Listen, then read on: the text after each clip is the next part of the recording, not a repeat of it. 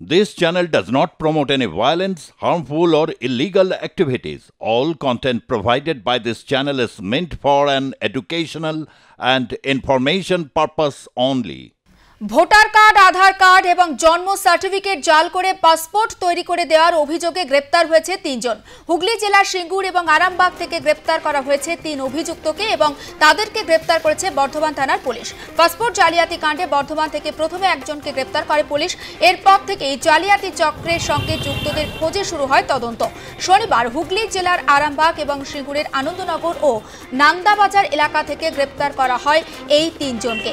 অর্থাৎ পাসপোর্ট একেবারে তেড়ে ফুড়ে ময়দানে পুলিশ এবং বিভিন্ন জায়গা থেকে গ্রেপ্তার হচ্ছেন অভিযুক্তরা। কৌশিক চক্রবর্তী রয়েছেন আমাদের সঙ্গে টেলিফোন লাইনে। কৌশিক, যে তিনজনকে গ্রেপ্তার করা হয়েছে বা পুলিশ গ্রেপ্তার করেছে সিঙ্গুর থেকে, তাদের সম্পর্কে কি তথ্য পাচ্ছি?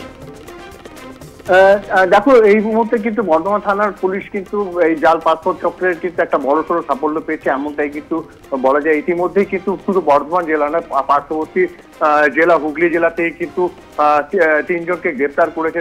তারা এই জাল পাসপোর্ট চক্রে কিন্তু জড়িত সন্দেহে কিন্তু তাদেরকে গ্রেপ্তার করেছে এবং তাদেরকে কিন্তু গ্রেপ্তার করে বর্ধমানে নিয়ে আসে এবং আদালতেও পেশ করা হয়। এই মুহূর্তে কিন্তু তারা পুলিশের হেফাজতে আছে।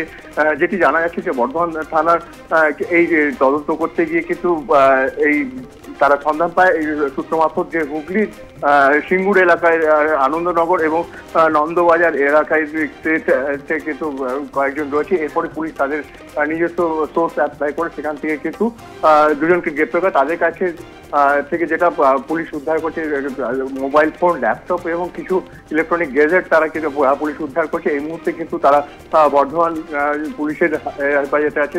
এই বিষয়টি নিয়ে কিন্তু পুলিশও কিন্তু একটি তদন্তকারী টিম গঠন করেছে যাতে আরো এই ঘটনায় কারা কারা যুক্ত আছে তাদেরকে খুঁজে বার করা যায়। সাইবার ক্রাইম আছে, যে সিনিয়র যে সমস্ত অফিসাররা আছে যারা এই ধরনের কেসে আগে সাফল্য পেয়েছে সেই সমস্ত আধিকারিকদের নিয়েও কিন্তু একটি তদন্ত টিম করে কিন্তু এই মুহূর্তে তাদের কিন্তু একটা জিজ্ঞাসাবাদ করছে এই ঘটনার সাথে আর কে কে জড়িত আছে। এই বিষয়েও কিন্তু ইতিমধ্যেই কিন্তু পুলিশ বেশ কিছু তথ্য পেয়েছে।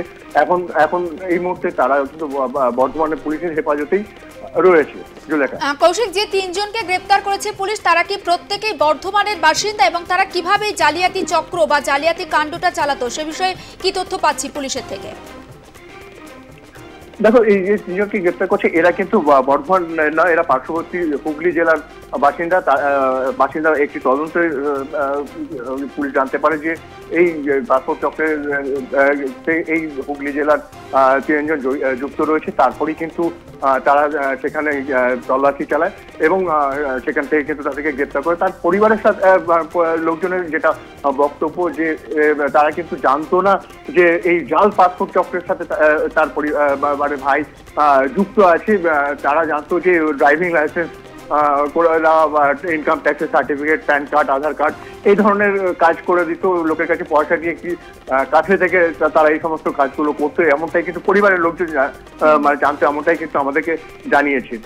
বেশ, নজর থাকবে কৌশিক। আপাতত তোমাকে ধন্যবাদ। এবং যে তিনজনকে গ্রেপ্তার করেছে তারাও কিন্তু মোটা টাকার বিনিময়ে জাল পাসপোর্ট তৈরি করছো এবং এখনো পর্যন্ত যে তথ্য অর্থাৎ পরিবারের সদস্যরা কিংবা তাদের যারা প্রতিবেশী তারা বলছেন যে তারা টাকা নিয়ে আধার কার্ড কিংবা অন্যান্য জিনিসপত্র, প্যান কার্ড তৈরি করে দিত, কিন্তু তার আড়ালে তারা যে জাল পাসপোর্ট চক্র তৈরির একটা কারবার চালাতো সেটা কিন্তু তারা জানতেন না। গোটা বিষয়টা ইতিমধ্যে তদন্ত করছে বর্ধমান থানা।